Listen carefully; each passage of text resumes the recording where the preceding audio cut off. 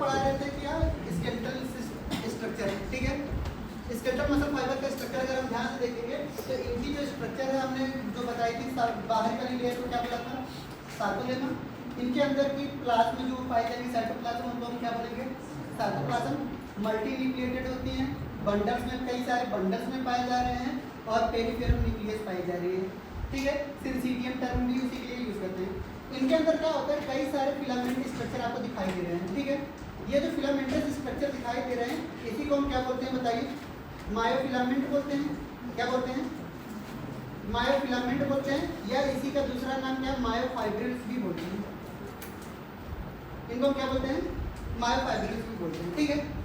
अगर हम किसी एक मायोफाइब्रिल का स्ट्रक्चर देखें, ये स्ट्रक्चर किसका है बताइए, एक मायोफाइब्रिल का स्ट्रक्चर है। अगर एक मायोफाइब्रिल के स्ट्रक्चर की अगर हम बात करेंगे तो इनके स्ट्रक्चर में हमारे पास देखेंगे कई सारे alternative dark band, light band, dark band, light band नजर आते हैं, क्लियर। तो हमने ये देखा कि लाइट बैंड के अंदर हमने एक जैसा ही स्ट्रक्चर दिखाई दिया, इसलिए इनको हमने क्या नाम दिया, आइसोट्रोपिक बैंड बोला, या कई जगह पे इनको हम आई बैंड भी बोलेंगे। क्या बोलेंगे बताइए, आई बैंड के नाम से भी जानते हैं, क्लियर। फिर हमने ये कहा कि इनके पास क्या पाया जाता है, डार्क बैंड पाए जाते हैं, और डार्क बैंड में हमारे पास क्या बोला कि डार्क बैंड को हम एनाइसोट्रोपिक भी बोलते हैं, इसलिए इनको हम क्या बोलते हैं, ए बैंड भी बोलते हैं। क्या बोलते हैं बताइए, इनको हम ए बैंड भी बोलते हैं, clear. Alternative dark band, light band, dark band और लाइट बैंड ऐसे नजर आ रहे हैं, इसलिए इनको हमने क्या नाम दिया, ये हमारे पास स्ट्रिप्स नजर आ रहे हैं, ये तो कैरेक्टरिस्टिक फीचर था स्ट्रिएटेड मसल्स का, क्लियर। फिर हमने ये देखा कि लाइट बैंड के अंदर एक जैसा स्ट्रक्चर दिखाई दे रहा है आइसोट्रोपिक, इनके अंदर देख रहे हैं किनारे पर कुछ ज्यादा डार्क दिखाई दे रहे हैं, जबकि अंदर की तरफ जाके थोड़ा सा हल्का दिखाई दे रहा है, ठीक है। और जहाँ पे हल्का दिखाई दे रहा है इसी को हम एच जोन बोल दिए, ठीक है। जो ओवरलैपिंग जोन आपको दिखाई दे रही है वो ज्यादा डार्क है, और जो हमारे पास ओवरलैपिंग जोन नहीं है उसको हमने क्या बोल दिया, एच जोन। फिर हमने ये देखा कि लाइट बैंड के अंदर एक लाइन नजर आई, और उस लाइन को हमने क्या नाम दिया बताइए, जेड लाइन बोला। और जेड लाइन कहाँ पे नजर आती है बताइए, हमारे पास लाइट बैंड के अंदर नजर आती है, ठीक है। फिर हमने ये कहा कि हमारे पास क्या है कि डार्क बैंड के अंदर एक लाइन और नजर आती है, उस लाइन को हम क्या बोलते हैं, एम लाइन बोलते हैं, और इसको हमने बोल दिया एम लाइन। दो जेड लाइन के बीच की डिस्टेंस को हम क्या बोलते हैं, सार्कोमेयर बोलते हैं, और सार्कोमेयर ही क्या है हमारे लिए स्ट्रक्चरल एंड फंक्शनल यूनिट है किसका, मसल्स कॉन्ट्रैक्शन का, क्लियर। यही लाइट बैंड क्या होते हैं कि यही जो जेड लाइन होती है मसल कॉन्ट्रैक्शन के दौरान ये धीरे धीरे अंदर की तरफ आती है, मसल्स कॉन्ट्रैक्ट होती है, ठीक है। और ये जब बाहर की तरफ जाती है तो क्या होता है हमारे पास, ये रिलैक्स हो रही है, ठीक है। यानी मसल्स कॉन्ट्रैक्शन में यही जेड लाइन क्या होती है, आपस में पास में आती है। और ये भी बात याद रखना है कि एम लाइन हमारे पास ये एक ही जैसा रहेगा, ठीक है, एक इधर उधर नहीं जाएगा। मसल कॉन्ट्रैक्शन के दौरान सिर्फ और सिर्फ पोजीशन किसकी चेंज हो रही है, जेड लाइन की पोजीशन चेंज हो रही है, क्लियर। जब हम मसल कॉन्ट्रैक्शन पढ़ाएंगे तो सारी बातें यहाँ पे क्लियर होंगी, क्लियर। फिर उसके बाद हमने ये कहा कि यहाँ पर देखेंगे तो ये जो जोन पाई जा रही है इस जोन को हमने क्या नाम दिया था बताइए, एच जोन बोला था। कैसा जोन बोला था बताइए, एच जोन। ये हमारा कैसा जोन है, नॉन ओवरलैपिंग जोन है, क्लियर। फिर हमने ये देखा डार्क बैंड के अंदर हमारे पास क्या नजर आ रहा है, एक ओवरलैपिंग जोन और एक नॉन ओवरलैपिंग जोन नजर आ रही है। जहाँ पे ओवरलैपिंग जोन नजर आ रही है उसको हमने ओवरलैपिंग जोन बोल दिया, ठीक है। ये overlapping zone formed by, overlapping zone किससे बनी है, ओवरलैपिंग ऑफ लाइट बैंड और डार्क बैंड, ठीक है। आपको ये जो लाइट बैंड आपको नजर आ रही है, ध्यान समझिए, ये जो आपको लाइट बैंड नजर आ रही है, सुनिए, यानी ये जो लाइट नजर आ रही है तो ये फिलामेंटस स्ट्रक्चर आपको दिखाई दे रही है ना, इसको हम बोलते हैं एक्टिन फिलामेंट। ये किसकी बनी होती है बताइए, एक्टिन फिलामेंट की बनी होती है, क्लियर। और एक्टिन फिलामेंट एक तरीके का सेकेंडरी फिलामेंट है। कैसी फिलामेंट है बताइए, सेकेंडरी फिलामेंट है। और जो आपको ये मोटा वाला दिखाई दे रहा है, ठीक है, ये जो मोटा, ये कैसी दिखाई दे रही है आपको, एक्टिन फिलामेंट कैसी दिखाई दे रही है, थिन दिखाई दे रही है, हमने थिन लिख दिया, ठीक है। अब हमारे पास यहाँ पे थिक फिलामेंट नजर आ रहे हैं। ये जो थिक फिलामेंट आपको नजर आ रहे हैं, थिक फिलामेंट किसको बोला हमने बताइए, मायोसिन फिलामेंट बोला। किसको बोला बताइए, मायोसिन फिलामेंट। और मायोसिन हमारा फिलामेंट कैसा फिलामेंट है, प्राइमरी फिलामेंट है। कैसा फिलामेंट है, प्राइमरी फिलामेंट। तीनों क्वेश्चन पूछे गए हैं। मायोसिन फिलामेंट कैसा फिलामेंट है, प्राइमरी फिलामेंट है। कैसा फिलामेंट है, प्राइमरी फिलामेंट। ज्यादा आवाज तेज हो गई क्या, रहते रहते काम कर रहा है ना, समझे जाते। मायोसिन फिलामेंट कैसा फिलामेंट है, थिक फिलामेंट है, और इसी को हमने क्या बोला, प्राइमरी फिलामेंट है, क्लियर। और हमारे पास एक्टिन फिलामेंट कैसा फिलामेंट है बताइए, थिन फिलामेंट है, और उसको हमने सेकेंडरी फिलामेंट बोला, क्लियर। अब बात आती है कि यहाँ पर इनके स्ट्रक्चर को, ये स्ट्रक्चर कैसा है, 2D है, 2 डायमेंशनल है, हम तो बोर्ड पे दिखाए हैं ना।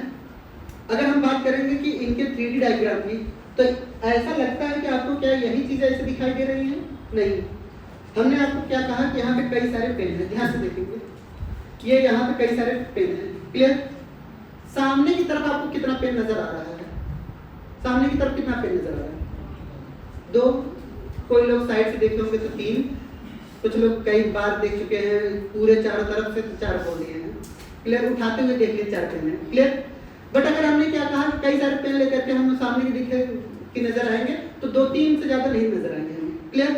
तो सेम यही बात आता है कि अगर इनका 3D डायग्राम की अगर हम बात करें, आगे बढ़े, चलिए 3D डायग्राम को देखते हैं। अगर हम बात करते हैं कि एक एक्टिन फिलामेंट हमारे पास है, यहाँ पे बना है, क्लियर?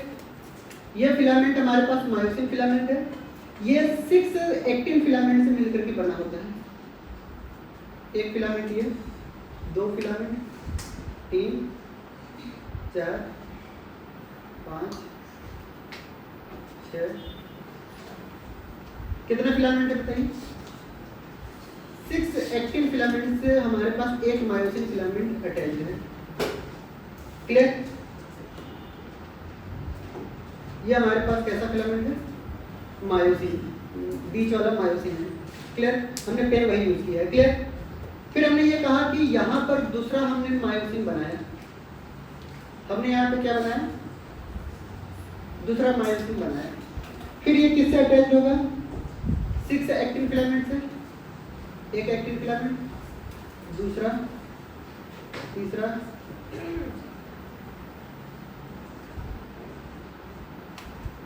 सिक्स एक्टिन फिलामेंट है कि नहीं? क्लियर? ये हमने क्या कहा? ये हमारे पास एक्टिन फिलामेंट है, क्लियर? और ये हमारे पास कैसे फिलामेंट है बताइए? ये हमारे पास मायोसिन फिलामेंट है। ये क्वेश्चन में पूछे जाएंगे। एक मायोसिन फिलामेंट कितने एक्टिन फिलामेंट से सराउंडेड होते हैं? चलिए दूसरा क्वेश्चन, ये हमारे पास ये भी मायोसिन फिलामेंट है, क्लियर? ये मायोसिन फिलामेंट है, ये कितने एक्टिन फिलामेंट से अटैच होगा?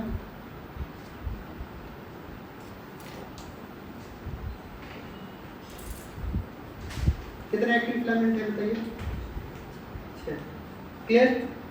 यानी हम नोट डाल करके कुछ बातें लिख सकते हैं क्या रिमार्क में? क्लियर? 1 मायोसिन फिलामेंट,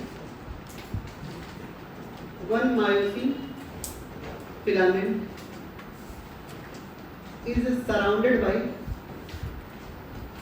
बताइए, surrounded by 6 actin filament. Actin और मायोसिन की जगह पे आपके एनसीईआरटी ये बोल सकती है या आपके क्वेश्चंस ये बोल सकते हैं थिन और थिक, ठीक है? प्राइमरी सेकेंडरी ऐसे भी बोल सकते हैं। या दूसरा रिमार्क डाल करके हमें क्या लिखना चाहिए बताइए? दूसरा रिमार्क क्या लिखना है कि ये जो 1 एक्टिन फिलामेंट है, क्या बोला हमने? 1 एक्टिन फिलामेंट जो है, actin filament is surrounded by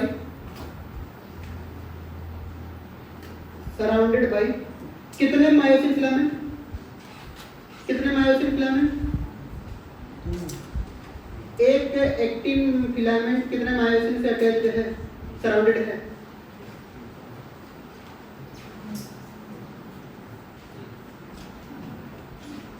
कितने? 3। क्वेश्चन ऐसे पूछते हैं, ठीक है? यानी 1 actin filament is surrounded by 3 myosin filament.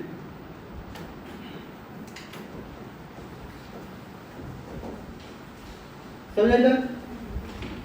इस तरीके से याद रखना है।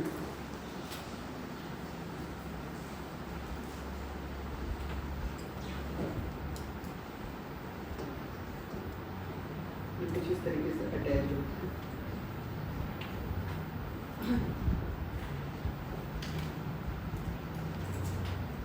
क्लियर? सब ऐसे अटैच होते हैं, एक का हमने बना दिया है, क्लियर?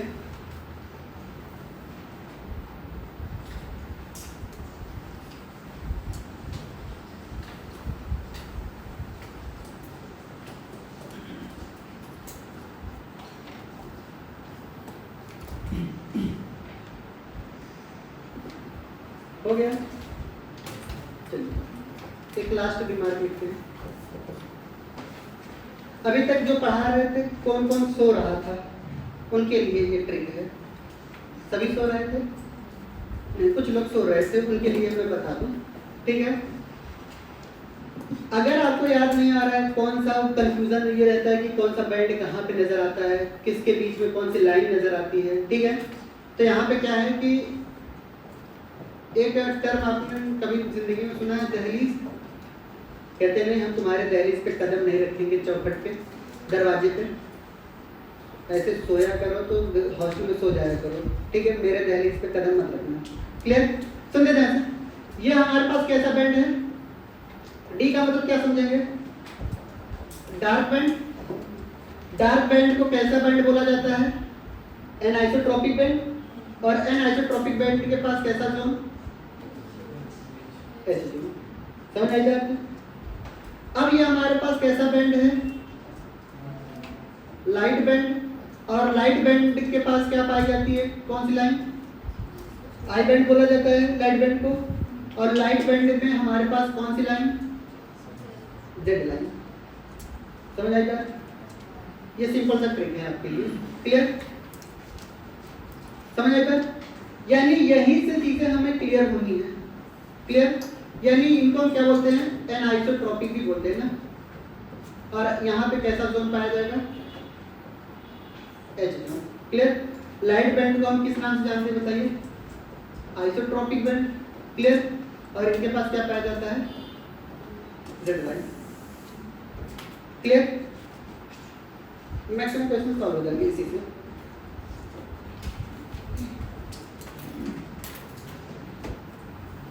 समझे?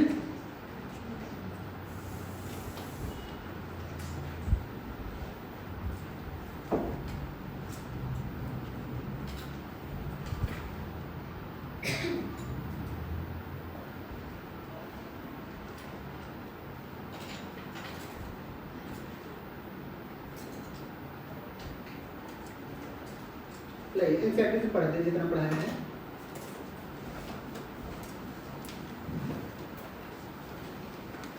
चलिए सुन लेते हैं, लगना भी तो चाहिए ना, पढ़ा रहे हैं एनसीईआरटी से। बताएं? सुनेंगे? पेज नंबर 219 पे देखिएगा। नई एनसीईआरटी के हिसाब से, पुरानी एनसीईआरटी के हिसाब से आपके में कितना दिया गया है? 305 के आसपास है, 304 पे। किस पे है? 305 पे। ठीक है, 4 पे ही लिखिएगा, 304 पे। क्लियर? 304 पे जो सेकंड पैराग्राफ लिखा गया है, क्लियर, उसमें लिखा गया है let us examine a skeletal muscles in detail. अभी तक 1.5 घंटे से डिटेल ही चल रहा है। क्लियर? इन्होंने देखा है कि स्केलेटल मसल्स को अगर डिटेल्स में अगर अंडरस्टैंड किया जाए तो लिखा गया the structure and mechanism of contraction to each organised skeletal muscles in our body is made up of a number of muscle bundle, या इसी को हम क्या बोलते हैं? फेसिकल्स। और सारे के सारे फेसिकल्स किससे जुड़े होते हैं? एक कॉमन कोलेजनस कनेक्टिव टिश्यू से मिलकर के जुड़े होते हैं, और इसी को क्या बोलते हैं? फेसिया। ये बातें पुरानी हो चुकी हैं। ठीक है, फिर हमने इनके बारे में ये बताया कि each muscle bundle contain a number of muscle fibre. यानी एक मसल बंडल की बात करेंगे, एक मसल बंडल की बात करेंगे, ये मसल बंडल है, इनके कई सारे क्या होते हैं हमारे पास? फिलामेंट पाए जा रहे हैं, इसी को मसल फाइबर बोलेंगे। ठीक है, अब एक मसल फाइबर का स्ट्रक्चर मैं बना रहा हूँ। ठीक है, तो इन्होंने लिखा है कि यहाँ पर अगर हम ईच मसल फाइबर की बात की जाएगी तो लिखा है each muscle fibre is lined by the plasma membrane, और इनकी प्लाज्मा मेम्ब्रेन को क्या बोला गया है? सार्कोलेमा। फिर कह रहा है इंक्लोजिंग सार्कोप्लाज्म, और ये सार्कोप्लाज्म को इंक्लोज कर रहे हैं। कह रहा है कि muscle fibre is syncytium. Muscle fibre syncytium का मतलब क्या समझेंगे? मल्टी न्यूक्लियेटेड होते हैं हमारे पास। क्लियर? तो यहाँ पे लिखा है syncytium as the sarcoplasm contain many nucleus. But एक बात नहीं लिखा इन्होंने, इनके पास जो न्यूक्लियस होता है वो कैसा होता है? पेरिफेरल। ठीक है, फिर उसके बाद लिखा है कि एंडोप्लाज्मिक रेटिकुलम को हमने क्या बोला? Sarcoplasmic reticulum. ये मसल फाइबर है, ये स्टोर हाउस है किसका? कैल्शियम आयन का। तो storehouse of calcium ion मैंने लिखा दिया है। नेक्स्ट पॉइंट आता है कि a characteristic feature of muscle fibre is a presence of large number of parallelly arranged filament in sarcoplasm is called as myofilament. Characteristic feature क्या है बताइए? हमारे पास मसल फाइबर का कैरेक्टरिस्टिक फीचर बताइए। लार्ज नंबर में पैरेलली अरेंज्ड है हमारे पास क्या? फिलामेंट। ठीक है, और उस फिलामेंट का नाम क्या है? मायोफिलामेंट। क्लियर? समझ में आई बात है? जितनी बातें ये एनसीईआरटी बोल रहा है उतना मैं डायग्राम में बना दिया हूँ। क्लियर? यही धर्म है आपका लिखना। क्लियर? दूसरा पॉइंट आता है यहाँ पर कैरेक्टरिस्टिक फीचर, अगर मसल फाइबर की देखेंगे तो presence of large number of parallelly arranged filament in the cytoplasm, इसी को हमने क्या बोला, मायोफिलामेंट या मायोफाइब्रिल। फिर कह रहा है कि ईच मायोफाइब्रिल, अब यहाँ से निकल करके आप कहाँ पे आएंगे, मायोफाइब्रिल में। ठीक है, तो लिखा है each myofibril has alternate light band and dark band on it. और डिटेल अगर स्टडी किया जाए मायोफाइब्रिल का हैज एस्टैब्लिश्ड, अगर डिटेल स्ट्रक्चर स्टडी किया जाए इनका मायोफाइब्रिल का, अब इनका भी डिटेल स्टडी हम यहाँ पे कर रहे हैं। क्लियर? फिर कह रहा है कि डिटेल स्टडी अगर हम करेंगे has established that striated appearance is due to distribution of pattern of two important protein. यानी अगर इनकी स्ट्रक्चर की डिटेल स्ट्रक्चर देखेंगे तो दो प्रोटीन बनी होती है, एक एक्टिन प्रोटीन और एक मायोसिन प्रोटीन, यही इनका डिस्ट्रीब्यूशन होता है। क्लियर? और डिस्ट्रीब्यूशन इस तरीके से होता है कि the light band contain actin, यानी लाइट बैंड के पास क्या पाए जा रहे हैं बताइए, एक्टिन, और डार्क बैंड के पास क्या पाए जा रहे हैं, मायोसिन। अरे बोलो बात सही है? यानी ये लाइट बैंड जो नजर आई इसके पास क्या हुआ, व्हाइट कलर की एक्टिन नजर आई, और जो डार्क बैंड हुआ उसके पास क्या नजर आया, ये डार्क कलर का दिखाई दिया थिक फिलामेंट। ठीक है, मायोसिन। फिर कह रहा है कि एक्टिन जहां पे पाई जा रही है उसको हमने क्या बोला, आई बैंड या आइसोट्रोपिक बैंड, जहां पे डार्क बैंड क्या दिया गया है, ए बैंड या anisotropic band, it contain myosin. Clear? फिर कह रहा है कि both protein are arranged in rod like structure parallel to each other, ये रॉड लाइक स्ट्रक्चर है, एक दूसरे के क्या है, पैरेलल भी है। क्लियर? दूसरा पॉइंट इन्होंने लिखा है कि टू दी लॉन्गिट्यूडिनल एक्सिस, ये लॉन्गिट्यूडिनल एक्सिस ही तो कट किया है, हमने जब अरेंजमेंट बताया उसका टीएस कट किया कि कितने से सराउंडिंग है। ठीक है, जब हमारे पास एक मायोसिन फिलामेंट कितने एक्टिन फिलामेंट से सराउंडेड है तब हमने टीएस कट करके देखा, बट ये जो स्ट्रक्चर बना रहे हैं वो कैसा स्ट्रक्चर है, लॉन्गिट्यूडिनल सेक्शन का है। क्लियर? दूसरा पॉइंट आता है हमारे पास actin filament are thinner, actin filament कैसा है, थिन है as compare to myosin filament, hence commonly called as thin filament. ठीक है, और मायोसिन फिलामेंट को क्या बोलते हैं हम, थिक फिलामेंट बोलते हैं। क्लियर? फिर कह रहा है कि in the centre of each I band, each I band के अंदर क्या पाई जाती है, एक इलास्टिक फाइबर पाई जाती है जिसको हम क्या बोलते हैं, जेड लाइन बोलते हैं। ठीक है, जो इसको बाइसेक्ट कर रही है, यानी दो पार्ट में डिवाइड करे आधे आधे में, तभी तो हमने यहाँ पे आधा लिया है आई बैंड। क्लियर?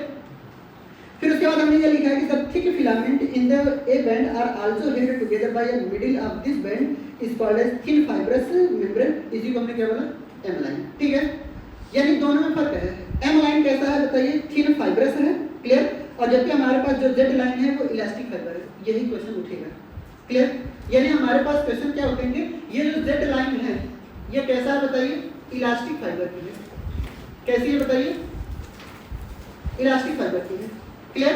और जो हमारे पास एम लाइन आपको दिखाई दे रही है, ये एम लाइन, ये कैसी है बताइए, ये थिन फाइब्रस है। ठीक है, बहुत गहराई से क्वेश्चन उठेगा तो यहां से उठेगा। क्लियर? फिर कह रहा है कि the thick filament is in A band, ये तो पढ़ा दिया। फिर कह रहा है कि A band and I band are arranged alternatively throughout the length of myofibril, ये हमेशा ऐसे बने रहते हैं, ऐसे ऐसे चलते जाते हैं। क्लियर? फिर उसके बाद इन्होंने लिखा the portion of myofibril between two successive Z line, यानी दो सक्सेसिव, ये एक जेड लाइन और ये एक जेड लाइन, दो सक्सेसिव जेड लाइन के बीच की डिस्टेंस को क्या बोला इन्होंने, कॉल्ड एज सार्कोमियर, इसी को हमने क्या बोला, सार्कोमियर बोला। In resting state the edges of thin filament on either side of thick filament partially overlap, यानी अगर हम बात करेंगे इनकी बात करेंगे तो ये एज जो देख रहे हैं वो पार्शियली एक दूसरे को क्या कर रहे हैं बताइए, ओवरलैप कर रहे हैं। क्लियर? तो इन्होंने ये लिखा है कि अगर हम बात करेंगे किसी भी पोर्शन की देखें तो इन्होंने लिखा है कि इन है रेस्टिंग स्टेट, ये हम रेस्टिंग स्टेट का ही बताया है। ये कैसा स्टेट है बताइए हमारा, जब कुछ भी किसी भी तरीके का कॉन्ट्रैक्शन नहीं हो रहा है। क्लियर? रेस्टिंग स्टेट में इन्होंने क्या किया है कि ओवरलैप कर रहा है, partially overlap at the end, free end of thick filament, free end of thick filament, ये फ्री एंड है, थिक फिलामेंट को ओवरलैप कर रहा है। क्लियर? फिर उसके बाद लिखा है कि यहाँ पर living the central part of thick filament, यानी सेंट्रल पार्ट थिक फिलामेंट का छोड़ दे रहा है। क्लियर? फिर इन्होंने ये लिखा है the central part of thick filament not overlapped by thin filament called as H zone, यानी ये जो जोन मिडिल पार्ट है, सेंट्रल पार्ट है, वो हमारे पास इनको ओवरलैप नहीं कर रहा है, इसी को हमने क्या बोला है, एच जोन बोला है। समझ में आएगा? तुरंत लिखना स्टार्ट कर दीजिए एनसीईआरटी से। कहाँ से लिखना स्टार्ट करेंगे आप, ईच मसल फाइबर वाला ना, यहाँ से जो लिखा गया है कि यहाँ पे each muscle fibre is line by plasma membrane, यही तो पढ़ाया है आज ना, अरे बोलिए, हाँ यहीं से पढ़ाया है, यहीं से लिखना स्टार्ट करेंगे और यहाँ तक जितना समझ में आए उतना ही लिखते रहिएगा, ठीक है, लिखवाएंगे नहीं हम, क्लियर। अगर नहीं भी लिखोगे फिर भी वैसे साफ साफ दिख रहा है, सब समझ में आ रहा है, क्लियर। तो नेक्स्ट हेडिंग हो गया हमारे पास क्या है, स्ट्रक्चर ऑफ कॉन्ट्रैक्टाइल प्रोटीन, ठीक है, मसल कॉन्ट्रैक्शन में जो मदद करते हैं। आपको लगना भी चाहिए एनसीईआरटी से ही पढ़ा रहे हैं, ठीक है, बट एनसीईआरटी समझाने के लिए बहुत ज़्यादा समय लगता है हमें, क्लियर। रीडिंग करानी होती तो हम भी लाइन बाय लाइन करा देते, बेटा चलिए अंडरलाइन करिए, क्लियर। हम लोगों को भी ऐसे पढ़ाया जाता था, क्लियर।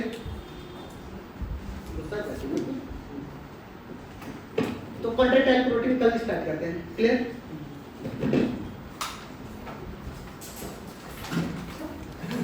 कल सबको आना है, पता है ना, टेस्ट देने के लिए।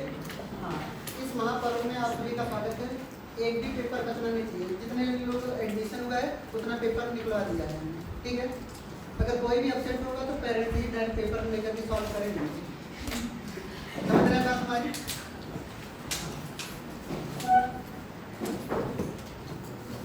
सिलेबस कौन सा